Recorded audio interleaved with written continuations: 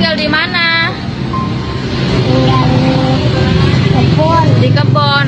Mamamu kemana? Meninggal. Meninggal. Meninggalnya kenapa? Jantung. Sakit jantung. Bapakmu kemana? Kawin lagi. Kawin lagi. Kamunya nggak tinggal sama bapakmu. Kenapa?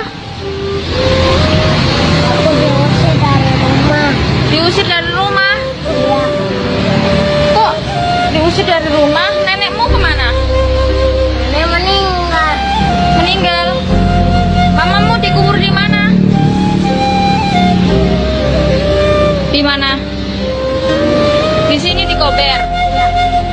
Tinggalnya di mana? Kebun. Di kebun. Tinggalnya di rumah. Di rumah apa di mana? Di gubuk. Di gubuk. Pakai kasur gitu, pakai kasur apa? Pakai apa? Pakai tikar. Sendiri. Sama siapa? Sama teman apa sama siapa? Nenek. Sendirian. Iya. Terus makannya dapat dari mana? Apa? Dari ini botol-botol ini. Iya.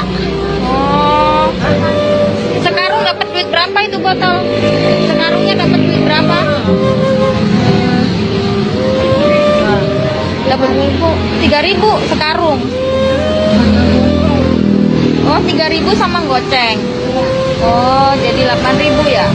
Ya Allah.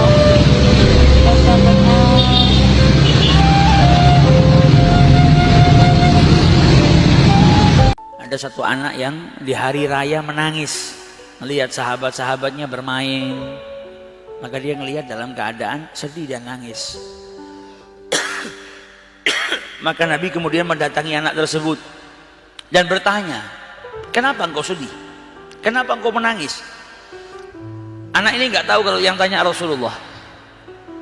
Maka dia bilang, apa, tinggalkan aku, jangan ganggu aku, tinggalkan aku, biarkan aku sendiri. Maka ditanya sama Rasulullah, kenapa engkau menangis? Kenapa engkau sedih? Dia bilang, bagaimana saya nggak sedih? Ayah saya telah meninggal dunia, meninggal di salah satu peperangan bersama dengan Rasulullah SAW. Ibu saya kemudian menikah lagi dengan seorang lelaki yang kerjaannya ngambil harta kami. Hartanya peninggalan ayahnya dikuasain sama ayah barunya. Sampai akhirnya saya sekarang dalam keadaan lapar, nggak punya makanan, pakaian baru nggak punya, pakaian saya cuma pakaian yang lusuh. Saya nggak punya ayah, kehilangan harta, nggak punya makanan, nggak punya pakaian yang baru. Dan setiap hari raya datang itu bikin saya tambah sedih. Karena apa? Saya ngelihat teman-teman seusia saya ini semuanya dapat pakaian baru, mereka kumpul dengan ayahnya, mereka bisa kenyang, bisa makan, saya nggak bisa apa-apa. Tambah sedih kalau datang hari raya. Maka kata Rasulullah SAW, mau nggak kau kujadikan anakku, aku jadi ayahmu. Ini anak belum tahu kalau yang ngajak bicara Rasulullah, masih kecil. Kemudian Nabi bilang, mau nggak kau kuangkat sebagai anak, aku jadi ayahmu, Aisyah jadi ibumu, Fatimah jadi saudara wanitamu, Ali jadi pamanmu, Hasan dan Husain jadi saudaramu. Kaget ini anak, ternyata yang bicara Rasulullah SAW. Maka dia bilang, siapa yang nggak mau ya Rasulullah? Ini sebuah kebanggaan yang luar biasa. Diajak pulang sama Nabi Muhammad, dikasih makan, dikasih pakaian baru, dibahagiakan sama Nabi Muhammad. Sampai anak itu setelah makan, setelah pakai pakaian baru, kembali ke tempat teman-temannya tadi yang sedang main, dalam keadaan wajah yang bahagia luar biasa.